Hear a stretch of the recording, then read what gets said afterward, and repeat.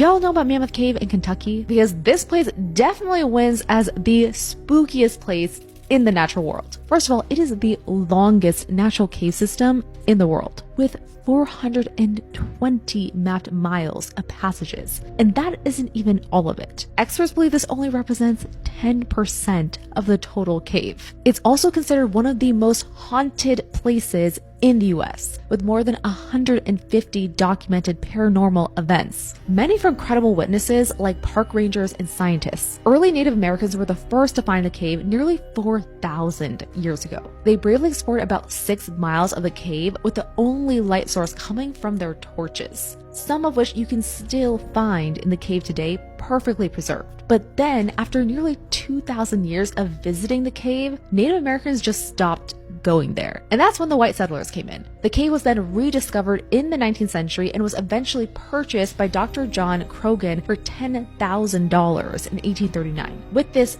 purchase, Croghan received several enslaved people, one of whom was a cave guide named Stephen Bishop, and who the National Park Service now deem as one of the greatest explorers Mammoth Cave has ever seen, which is far more than what Dr. Croghan contributed, which was just straight up creepy. He used the cave as a tuberculosis tent and moved 15 patients inside, thinking that the conditions of the cave would cure their TB. Spoiler alert, it didn't. Dr. Croghan's consumption colony was a total fail, with Croghan dying of TB himself in 1849. Now here's the spooky part. You can still see the remains of Dr. Croghan's consumption cabins while touring the cave. And in front of one of these cabins is a slab of stone, upon which the dead bodies of the TB patients were placed before being removed from the cave.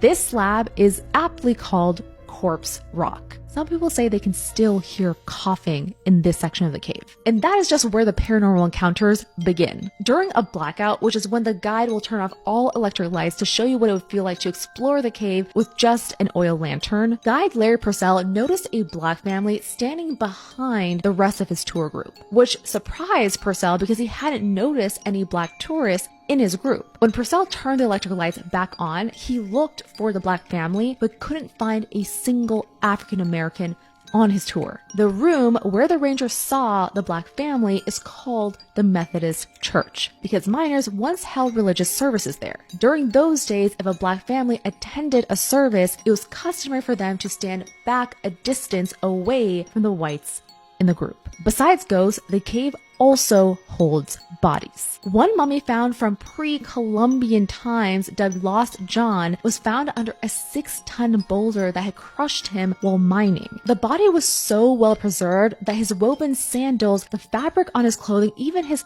facial expression was completely intact. The cave essentially freeze-dried him into place. And don't forget, we're capping off Spooky Science series with our Halloween YouTube episode dropping on October 30th. You don't want to miss that.